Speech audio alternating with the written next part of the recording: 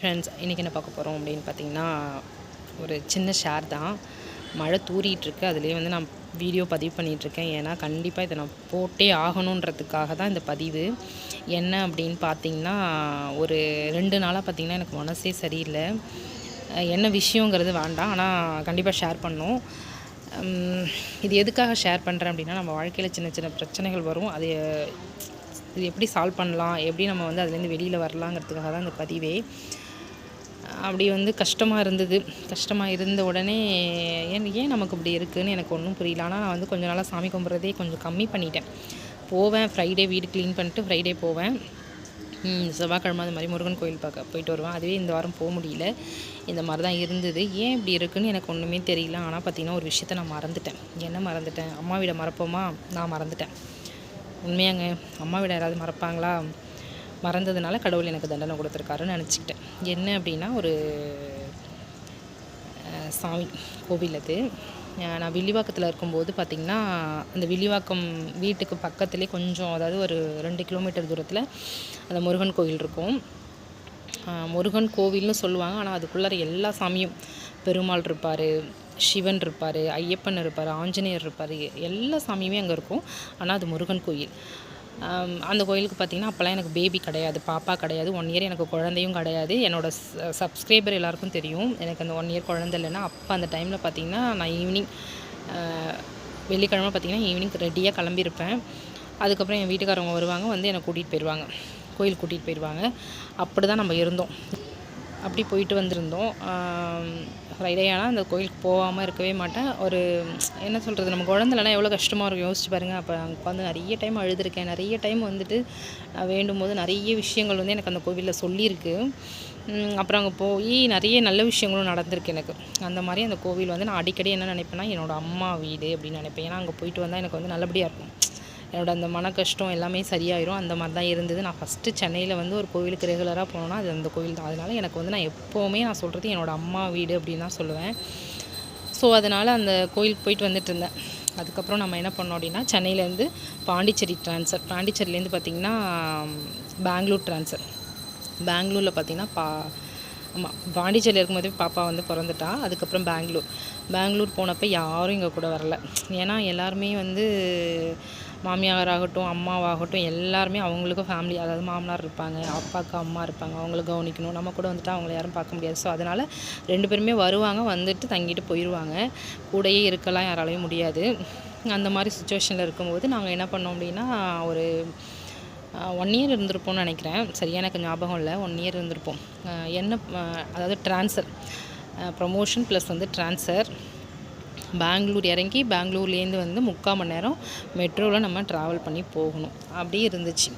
போகிறது வர்றதுலாம் ரொம்ப கஷ்டம். ஒரு உடம்பு சரியில்லை ஒருத்தவங்களுக்கு அப்படின்னாலும் வர்றது கஷ்டம். அந்த மாதிரி தான் இருந்தது. சரி, ஓகே, நம்ம கொஞ்சம் கஷ்டப்பட்டால் தான் லைஃப்பில் நல்லாயிருக்க முடியும். கொஞ்சம் ப்ரமோஷன் அடுத்தடுத்து போனால் தான் நம்ம நல்லாயிருக்க முடியுன்றதுனால நாங்கள் அதையும் அட்ஜஸ்ட் பண்ணிட்டு நம்ம இங்கேயே இருப்போம் அப்படின்ற மாதிரி இருந்தோம். சென்னையை அதாவது வீடு ரெண்ட் வீடை வந்து சென்னையை கம்பேர் பண்ணும்போது பெங்களூர் வந்து சூப்பர். வீடெலாம் செம்மையாக இருக்கும். ரெண்ட்டும் கம்மி தான். இன்னும் சொல்லப்போனால் மக்கள், இங்கே இருக்கிற மக்களை விட அவங்க அங்கெல்லாம் அந்த மொழி தான் தெரியாதே தவிர பாசமாக இருப்பாங்க. ஒரு பிரச்சனையும் இருக்காது. எல்லாமே நல்லபடியாக தான் இருந்துச்சு. ஆனால் ஒரே ஒரு விஷயம் மட்டும் பாப்பாவுக்கு அங்கே செட் ஆகலை. நம்ம ஊர் கிளைமேட், அதாவது சென்னையில் இருந்திருக்கா, பாண்டிச்சேரியில் இருக்கா, இதெல்லாம் நமக்கு அந்தளவுக்கு அந்த இது இல்லை. அங்கே வந்து கூலிங்காக தானே இருக்கும். அதனால் சொல்லிட்டு பாப்பாவுக்கு அது செட் ஆகலை, சேரலை. ஸோ அதனால் பாப்பா டிசென்ட்ரி போவா, வாமிட் எடுப்பா, ரொம்ப கஷ்டப்பட்டா பாப்பா. ரொம்ப கஷ்டமாக இருக்கும் அவளை பார்க்கவே. அவளை சாப்பிடுவா, அப்படியே வாமிட் பண்ணிடுவா, இல்லை வந்து டிசென்ட்ரி போயிட்டே இருப்பா, இப்படியே இருக்கும். எனக்கும் வந்து எதனால் போகிறானுங்கிறது தெரியாது, பயமாக இருக்கும். அம்மா ஆனால் கொஞ்ச நாள் வந்து இருந்தாங்க, மாமியாரும் கொஞ்ச நாள் வந்து இருந்தாங்க. இருந்து பார்த்துட்டு அவங்களாலையும் ட்ராவல் பண்ணி வர முடியல. ஸோ அதனால் யாரையும் நம்ம கம்பல் பண்ணி கூப்பிடவும் முடியல. அந்த மாதிரி தான் இருந்துகிட்டு இருந்தது. இந்த கோவிலுக்கும் இந்த ஸ்டோரிக்கும் ஒரு சம்மந்தம் இருக்குது, கேளுங்க, உங்களுக்கு புரியும். அதுக்கப்புறம் பார்த்திங்கன்னா, இன்னொரு விஷயம் என்னென்னா, இப்போ இங்கே சென்னையில் இருக்குன்னா எங்கள் வீட்டுக்காரங்க ஆஃபீஸ் பக்கம் தான், 50 மினிட்ஸ் தான். கூப்பிட்டா உடனே வந்துடுவாங்க. ஏதாவது ஒரு ப்ராப்ளம், ஏதோ ஒரு எமர்ஜென்சி, ஒரு குழந்தைக்கு உடம்பு சரியில்லை, ஏதோ ஒன்றுனா வந்துடுவாங்க. ஆனால் அது அங்கே பார்த்திங்கன்னா எப்படியும் 1/2 hour கிட்ட ட்ராவல் பண்ணும். ப்ளஸ் வந்துட்டு காலையில் போனால் நைட் தான் வருவாங்க. இங்கே வந்து மத்தியானம் சாப்பிட வராங்க, அதெல்லாம் அங்கே வர முடியாது. காலையில் போனால் நைட்டு 10 மணி ஆயிரும்.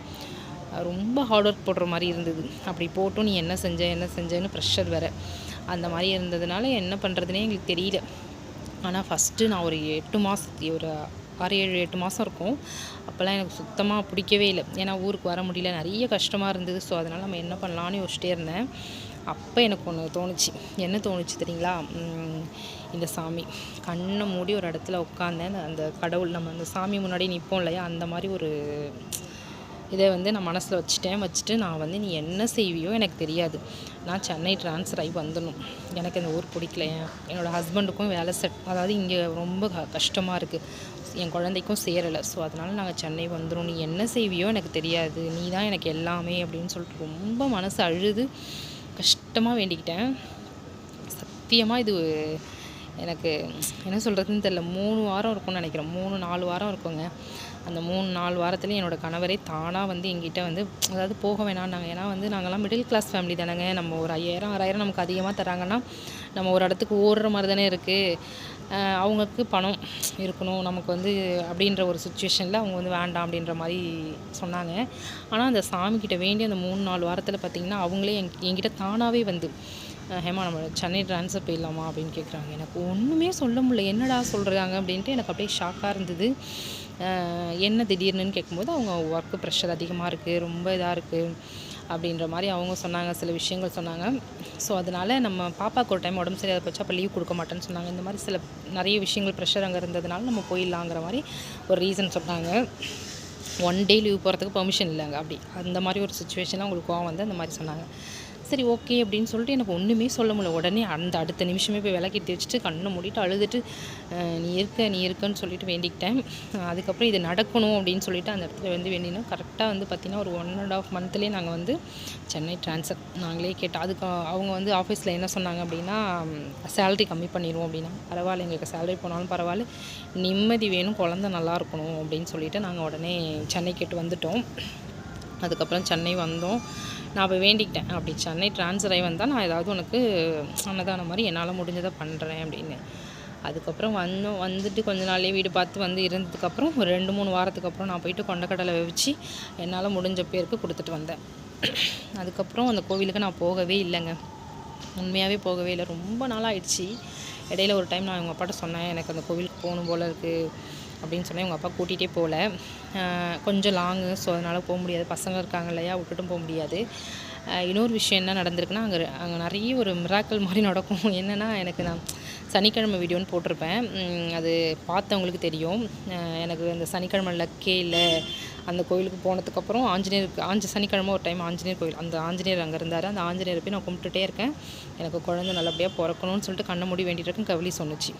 அப்போ என் வீட்டுக்காரருக்கு சொன்னாங்க, சனிக்கிழமை நம்பவே மாட்டேன்னு சொன்னீங்களா, கோயிலுக்கு வந்தியில் ஆஞ்சநேயர் உனக்கு உத்தரவு கொடுத்துருக்காரு பாரு, அப்போனா பிறக்கும் அப்படின்னு சொன்னாங்க. உடனே எனக்கு அப்போயுமே நம்பிக்கை இல்லை. அப்புறம் குழந்தை கன்சீவ் ஆனதுக்கப்புறம் தான் அந்த நம்பிக்கை எனக்கு வந்துச்சு. அந்த மாதிரி ஒரு மிராக்கள்னு சொல்லுவாங்களா, அது என்ன சொல்லுவாங்கன்னு எனக்கு தெரியல. ஒவ்வொரு விஷயமே என்னோடய வாழ்க்கையில் நடந்ததுலாம் அந்த முருகன் கோயில். சத்தியமாக அந்த முருகன் கோயிலை நான் இந்த ஒரு 1 இயராக நான் மறந்துட்டேன்.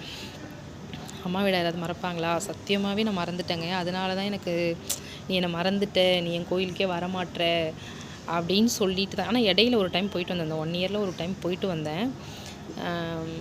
அது என்னன்னு தெரியல, எனக்கு அந்த 2-3 நாளாக கஷ்டம் வந்ததுக்கப்புறம் இன்றைக்கி காலையில் எனக்கு தோண ஆரம்பிச்சிருச்சு, நம்ம அங்கே போகணும் அப்படின்னு சொல்லிட்டு. ஆனால் கோவிலுக்கு போவாங்க, எங்கள் வீடு பக்கத்துலேயே இருக்குது கோவில். எல்லாம் ஒரு சாமி தானே அப்படின்னு சொல்லிட்டு போனேன். ஆனால் இல்லை நீ எல்லாம் ஒரு வீடு ஆயிருமா, நீ இங்கே வா அப்படின்னு சொல்லிட்டு எனக்கு கூப்பிடுற மாதிரி எனக்கு தோணுது.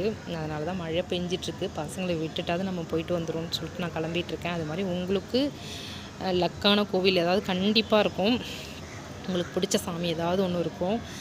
அந்த சாமிகிட்ட ஏதாவது ஒரு விஷயத்த நம்ம வந்து வேண்டுவோம். அந்த மாதிரி சாமி இருந்துச்சுன்னா கண்டிப்பாக நீங்களும் போங்க, மனசார கோயிலில் போய் உட்காந்து உங்களுக்கு வேணுங்கிறத கேளுங்க. நல்ல விஷயங்களை நினைக்கணும். ஃபஸ்ட்டு கேட்குறதுங்கிறத விட நம்ம மனசு சுத்தமாக இருந்து சில விஷயங்கள் நம்ம நல்லபடியாக ஃபஸ்ட்டு வந்து பொய் சொல்லக்கூடாது. எனக்கு தெரிஞ்சு நான் அதை தான் சொல்லுவேன். தெரியாமல் சொல்லலாம். ஒரு பிரச்சனை வரப்போகுது அப்படின்னா ஒரு பொய் சொல்லுங்கள். அந்த பொய்யை சொன்னோன்னா பிரச்சனை வராது அப்படின்னா பொய் சொல்லுங்கள். 2வது ஒரு விஷயம், ஏமாத்தாதீங்க. அது மாதிரி சில விஷயங்கள் பண்ணாமல் நம்ம கடவுள் முன்னாடி உட்காந்து வேண்டிக்கிட்டோம் அப்படின்னா கண்டிப்பாக நமக்கானது நம்மளை வந்து சேரும். இன்றைக்கி எனக்கு 2-3 நாளாக மனசு கஷ்டமாக இருக்கிறதுனால என்னோடய அம்மா வீட்டுக்கு நான் இப்போ கிளம்பி நிற்கிறேன். மழை தூறல் கொஞ்சம் நின்றுருக்கு. ஆனால் வந்து இந்த என்னை போக விடாமல் இருக்கிறது தான் அந்த மழை தூறல் வந்துச்சான்னு எனக்கு தெரியல. நான் எவ்வளோ மழையாக இருந்தாலும் கண்டிப்பாக இன்றைக்கி போவேன். அங்கேருந்து கண்டிப்பாக ஒரு பதிவு நான் உங்களுக்கு போடுறேன். ஓகே ஃப்ரெண்ட்ஸ், நான் போயிட்டு அங்கே முடிஞ்சால் போடுறேன், இல்லைனா போயிட்டு வரேன். ஓகே, நீங்களும் இன்றைக்கி ஃப்ரைடே கோயிலுக்கு போயிட்டு சாமி கும்பிட்டு உங்களுக்கு வேணுங்கிறது சாமிக்கிட்ட கேளுங்க, கண்டிப்பாக கொடுப்பாங்க. நானும் கடவுள்கிட்ட வேண்டிக்கிறேன். ஓகே ஃப்ரெண்ட்ஸ், பாய், டாடா.